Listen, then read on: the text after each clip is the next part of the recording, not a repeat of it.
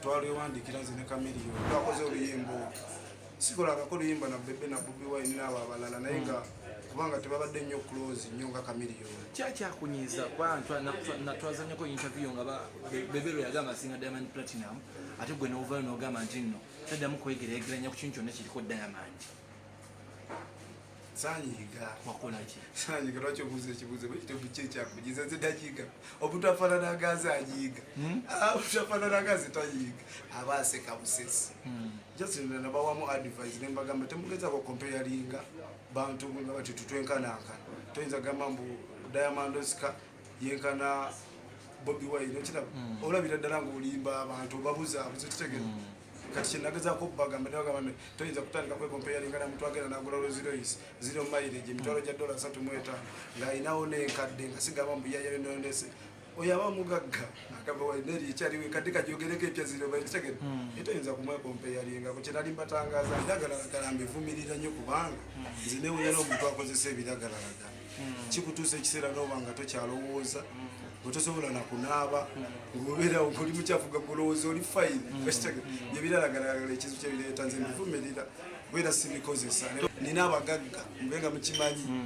balina olimba bakodde sente mmeka kuba kirabira tabeera watalisi kikutuka tomumanyi oyo akuba wali sente bedi olwazifuna ne black kirabira yali ADC waabwe White kirabira yali saawa eno yali ewafaade yabibala n'abasajja ab'amaanyi kati sebo ndika ebikonge abasajja abankutteko abo bajeefu bamusiiba si basajja bakusaaga basajja b'amaanyi era obuyimbi bwabwe batebayinza kukola baati nafeeba okitegeera so kati ne music ono njagala muteekemu amaanyi abawagizi bange bampa obwesigu gagamba ina bakkiriza bonna nga bawulira oluyimba lwabaawo okuva kwasooka mpaka kwasembayo tewali gwekubira simu nemugamba njagala $100 n'atanyama okitegeera tebamanyi gyekyebawa abatamanyi sani bawagwe bawa.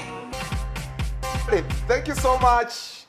Abali bagamba omukulu oyo yagwa, he's still there, Diamond Oscar. One thing I want to appreciate about Diamond Oscar is yaleta sense of smartness mu bayimbi from day one. Endongo eno yakatandika okuyimba kwali okwambala kwali abantu kati batwala serious. Beba balete swaga mu Kampala. Engoye abayimbi natandika oku appreciating anti atengera Miki chayogeddeko tulekerengawo okuzza ekyaffe wansi. We should appreciate such men boys, such men. Kakati tunatero maliriza Miki as we come to the climax. You guys mukati especially you kino kicho muganda wange ya mugenda ne muyimbira mu nyimba z'abantu yash no yimbira nyimba za Bebe Cool copyright sente ze mukola mu muwako. Does TikTok really respect realities? Nebo clip wenda ba ku YouTube ngoziniramu. How do you pay back these artists for performing their songs? Artist nze sina musasu, but if he approaches me ya kalika sigena kucheta nti ne wabula yagenda ofunamu gina tambuza music we kitegedde appearance yange mu sound ye kintu kya mugaso nnyo ku platform yange. Yeah, number jenina number zembanina ku platform zange.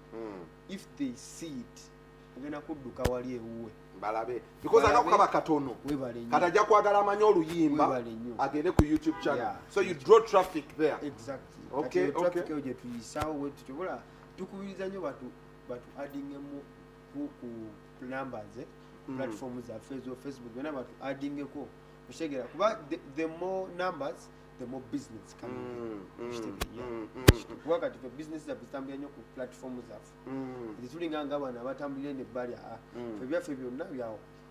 Okay, so ongambe endongo ebagita balamu ba Abitex babanoni ojja kujja kusha abantu obadigidire zihito zijeyo We can make it from morning up to Bamuteka evening. kutola mugamba digida. So naina kuba hit nasoka kuyaba rasta. I know. Nasoka kubaka I know, alcohol. I know, and people will be actually enjoying. I'm waiting to see that I when they know. Jabba about how you do it on And stage. I pray it will come. Amen. It will. Mick, what is your final remarks?